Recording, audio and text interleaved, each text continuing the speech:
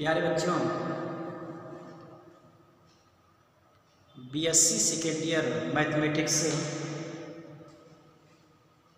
का जो third paper है उसका नाम है मैकेनिक्स। उसमें एक चैप्टर है जिसको बोलते हैं कॉमन कैटेगरी। उस कॉमन कैटेगरी का कुछ बेसिक कंसेप्ट हम आपको समझा रहे हैं। पहली बात, कैटेगरी होती क्या है, आप थोड़ा इसके बारे में समझ लीजिए। कैटेगरी होती क्या है? कैटेगरी बेटा एक फ्लेक्सिबल चैन है, ऐसा चैन जिसको जिधर भी घुमाना चाहे आप घुमा सकें।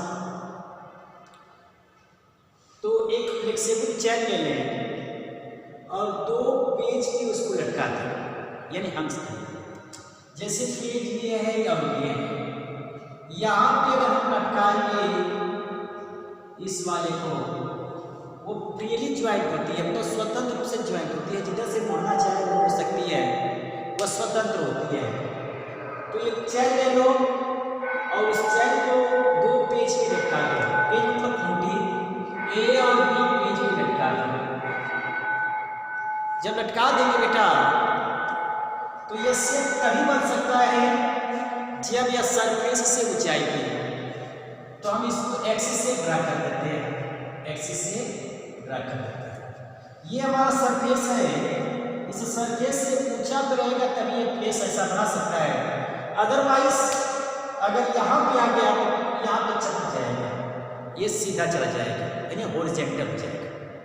तो फ्रीली ज्वाइंट होते हैं और hangs between two page A and B, then the shape are known as, या then this structures are known as catenary। इसी को बेटा बोलते हैं कैटनरी। और यहाँ से यहाँ तक का जो मिला देते हैं या डिस्टेंस होता है, ए से बी के बीच की जो दूरी होती है, या ए से बी की जो कहते हैं उसी को बोलते हैं बेटा स्पान। यानी ए से बी की दूरी को ही, डिस्टेंस को ही स्पान बोलते हैं। और यहाँ पे समझो कि ये सी है, ये डी है, तो सी और डी के दूरी को बोलते हैं बेटा साइड। इसी को बोलते हैं साइड। क्लियर हुआ? आप सपोज कर लीजिए कि कोई पॉइंट हमारा, जैसे चलो इसको पी मान लो, तो ए पी मानना पड़ेगा इसको, ए पी। तो P पे कोई पॉइंट हमारे x और y है, P पे कोई पॉइंट तो x और y है। इट मीन्स दैट ये वाले यहाँ से यहाँ की जो दूरी होगी, डिस्टेंस होगी, वो x होगी, और यहाँ से यहाँ तक, यानी यहाँ से यहाँ तक का जो डिस्टेंस होगा y होगा। यानी ये वाले और इस वाले पॉइंट, जैसे पॉइंट O है, तो O से D का जो दूरी होगी या डिस्टेंस होगा, कोऑर्डिनेट होगा y होगा, मतलब O D equal to Y होगा। यहाँ से यहाँ तक का जो डिस्टेंस होता है वो सी मान लेते हैं। ये थोड़ा बड़ा सी मानते हैं, स्मॉल सी लेते हैं, यानी यहाँ से यहाँ तक का वो सी लेते हैं। अब पी पॉइंट से हमारा एक टेंशन काम करता है जिसको हम बोलते हैं टी। यही पे टेंशन काम करता है।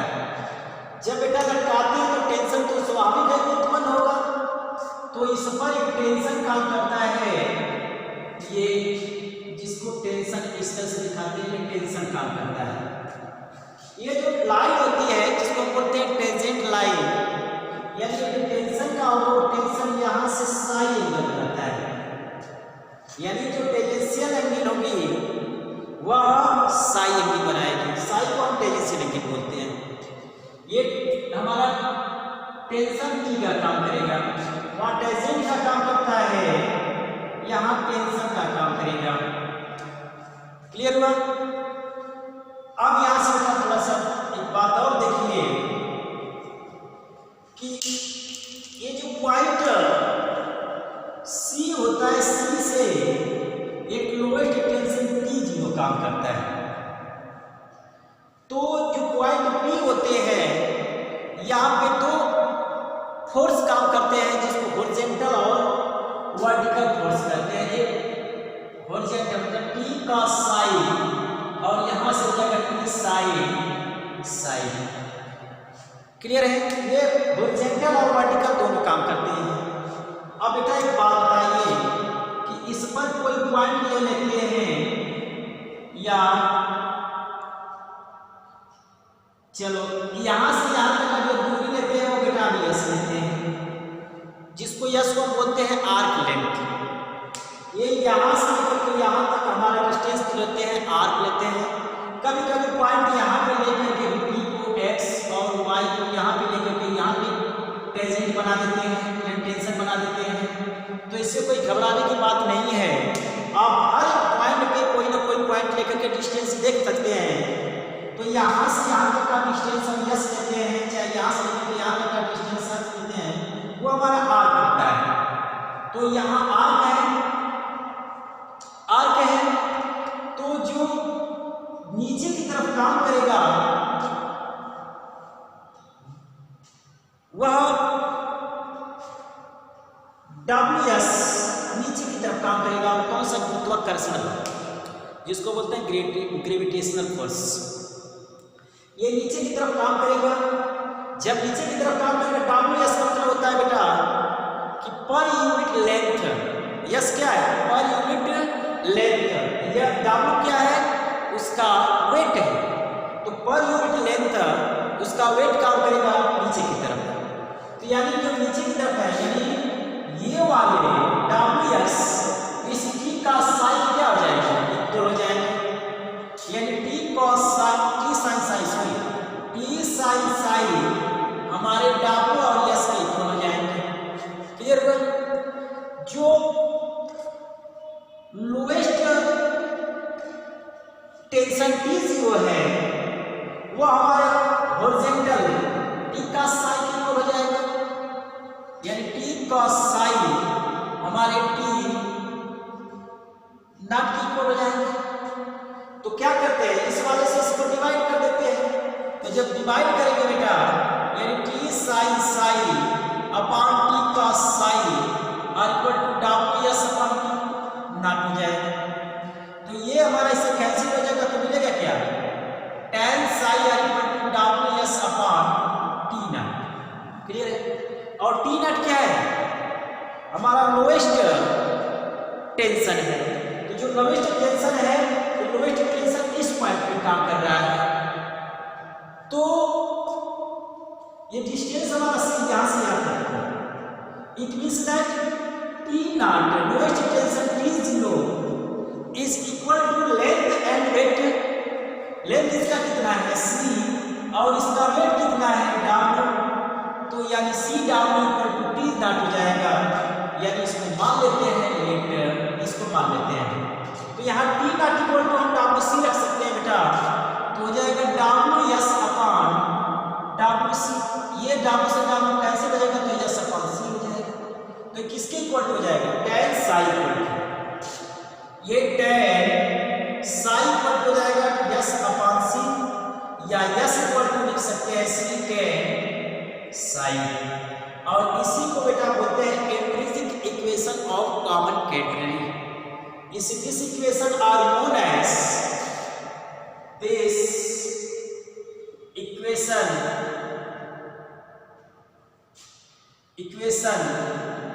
are known as intrinsic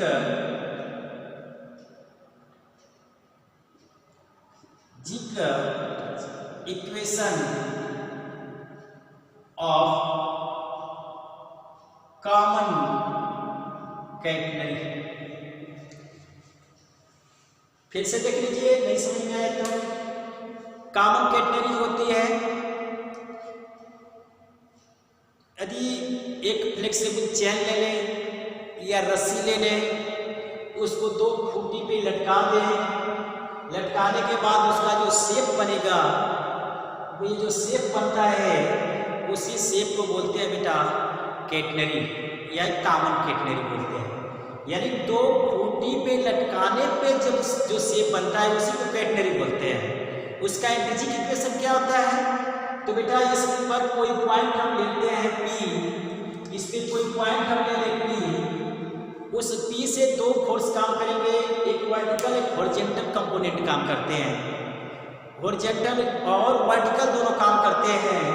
ये T हमारा रिजल्टेंट काम करता है, T equal to T resultant काम करता है। तो जो वर्टिकल काम करेंगे, हॉरिजॉन्टल काम करेंगे वो T का साई काम करेंगे, और वर्टिकल जो काम करेंगे वो T साई करेगा। और जो C होगा, पॉइंट C होगा, वो C से P के बीच का जो डिस्टेंस लेंगे वो S लेंगे, मतलब R की लेंथ लेते हैं। यहाँ से यहाँ तक का जो डिस्टेंस है वो S लेंगे। तो जो वेट होगा वो पर यूनिट लेंथ वो WS नीचे की तरफ काम करेगा। जब नीचे की तरफ काम करेगा WS, तो बेटा ये इधर की तरफ काम करता है, ये इधर की तरफ काम करता है, मतलब ये वर्टिकल की तरफ काम करता है, ये हॉरिजॉन्टल की तरफ काम करता है। इसका मतलब ये दोनों आपस में क्या होते हैं? इक्वल हो जाते हैं। अगर ये कम हुआ, ये ज्यादा हुआ तो ये खींच देगा ऊपर की तरफ से, बिगड़ जाएगा। ये ज्यादा हो गया, ये कम हो गया तो नीचे चला जाएगा। ये दोनों का जो फोर्स होगा वह दोनों का फोर्स आपस में क्या आ जाएंगे? इक्वल हो जाएंगे। तो शेप इस तरह से शेप बना रहेगा, मतलब P sin साई WS के क्या हो जाएंगे? इक्वल हो जाएंगे। तो P sin साई WS के इक्वल हो जाएंगे। अब यहाँ से जो हॉरिजॉन्टल कंपोनेंट काम करता है, T का साई काम कर रहा है, या इसके लोएस्ट टेंशन T0 पे काम करेगा, मतलब T का साई T0 के बराबर हो जाएगा, T का साई T0 के बराबर हो जाएगा। इन दोनों को डिवाइड कर देते हैं। तो जब बेटा डिवाइड करेंगे तो हमको मिलेगा tan psi equal to WS upon T0 या T0 मिलता है। T0 बेटा किसके इक्वल होगा? ये जो डिस्टेंस होता है C, यानी यहाँ से यहाँ तक का जो डिस्टेंस लेते हैं वो C, और इस पर जो वेट काम करता है W, वो उसका दोनों का गुणांक यानी WC जो होता है वही T0 होता है। वही हम मान लेते हैं कि T0 इक्वल टू WC, तो WC तो वही T0 का यहाँ पे वैल्यू पुट कर दीजिए, और W से W को कैंसिल कर दीजिए, S अपॉन C हो जाएगा। तो यही tan psi equal to S upon C, तो S इक्वल टू बेटा मिलेगा C tan साई। क्लियर? अब आते हैं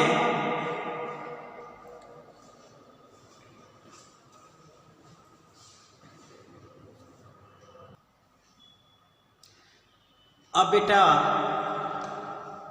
ये था इंट्रिंसिक इक्वेशन। अब इसके बाद आते हैं कार्टेशियन इक्वेशन पे। कार्टेशियन फॉर्म में क्या होता है?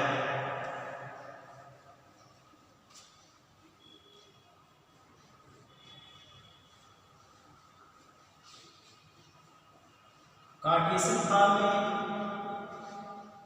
यानी x और y के बीच का रिलेशन क्या आता है? तो बेटा हम लोग पढ़े हैं अभी the intrinsic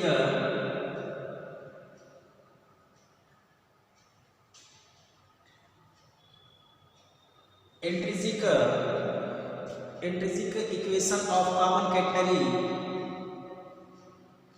intrinsic equation of common catenary S equal to C tan psi. अभी पढ़े we know that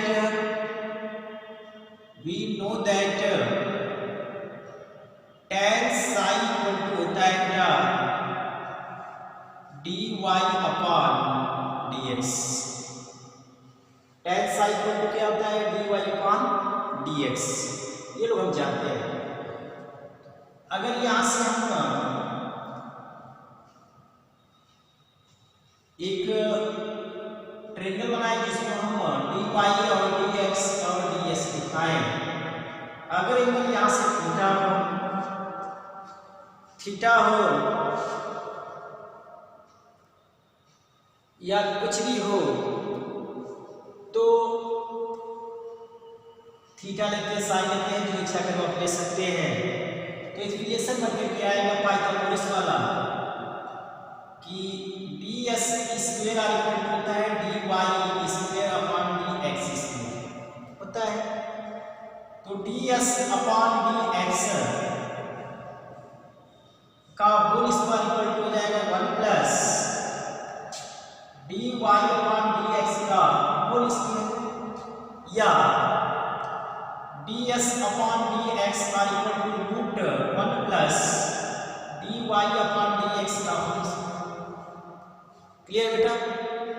अब यहां से देखिए s equal to C tan sine है, तो बेटा s equal to C tan sine equal to dy upon dx लिख सकते हैं। इसका डिफरेंशिएशन कर दें, differentiating with respect to x ds upon dx are equal to C D square y upon dx। Clear बेटा? अब आगे अगर देखें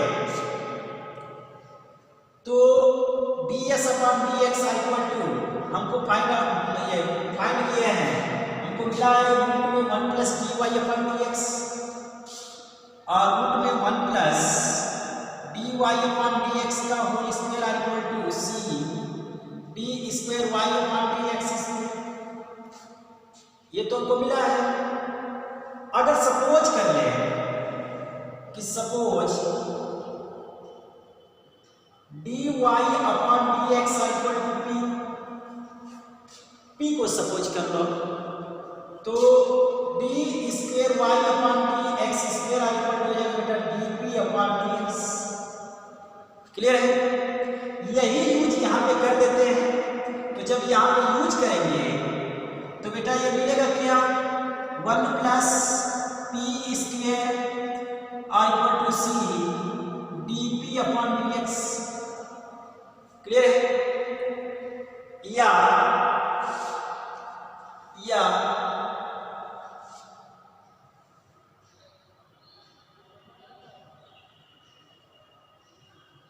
सी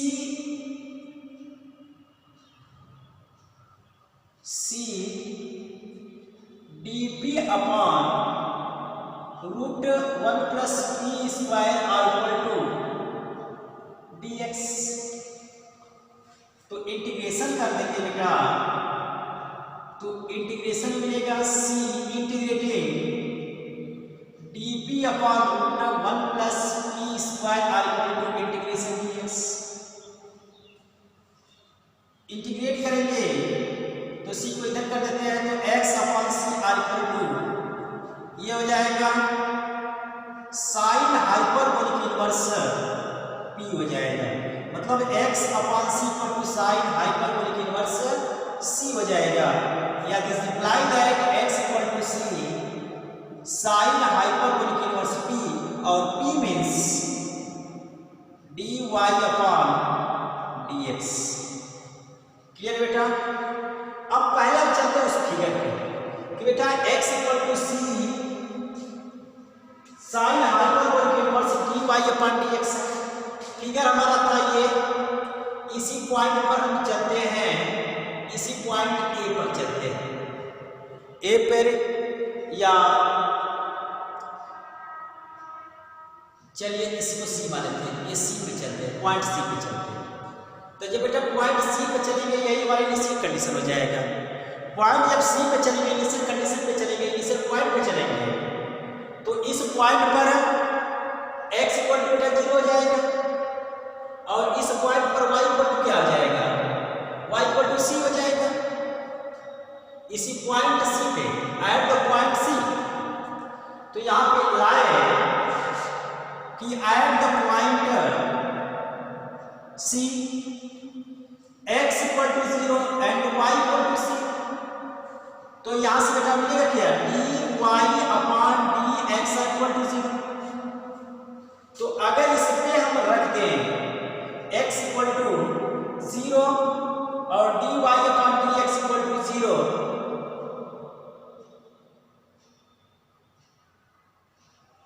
यहां पे जोड़ देना चाहिए था ए, चलिए जोड़ देते हैं। यहाँ x equal to C sine hyperbolic inverse dy upon dx plus a। तो अगर ये 0 देता है, ये 0 देता है तो a इक्वल टू क्या मिलेगा हमको? 0 मिलेगा। a क्या है? इसको हम भूल गए थे, इंटीग्रेटी का स्टेप लगाना भूल गए थे, इसी की वैल्यू के लिए सब तामझाम फैला रहे हैं। तो a इक्वल टू क्या मिलेगा? 0 मिलेगा। तो this equation can be written as, इस वाले को थोड़ा सा क्लीन कर देते हैं, साफ कर दें या इरेज कर दें।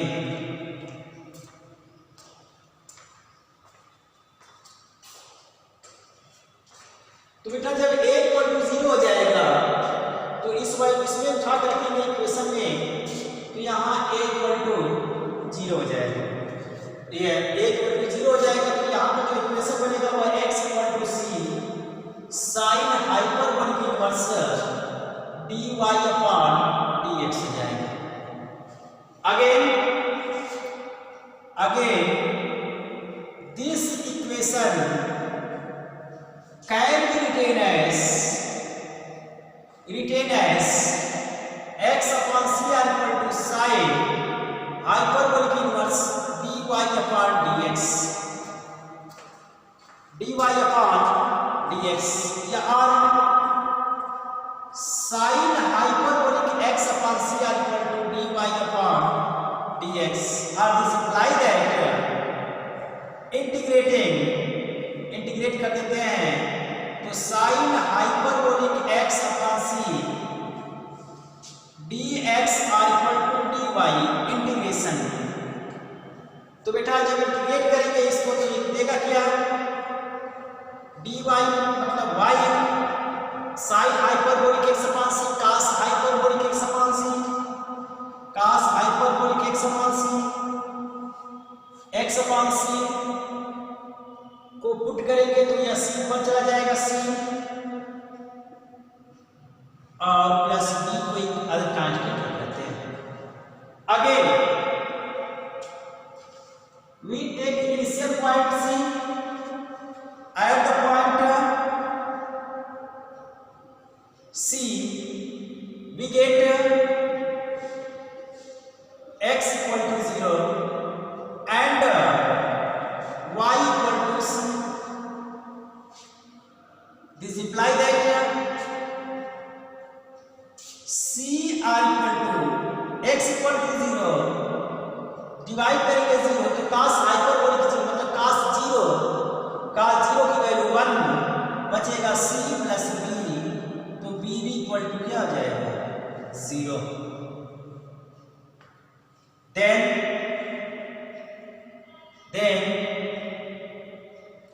The equation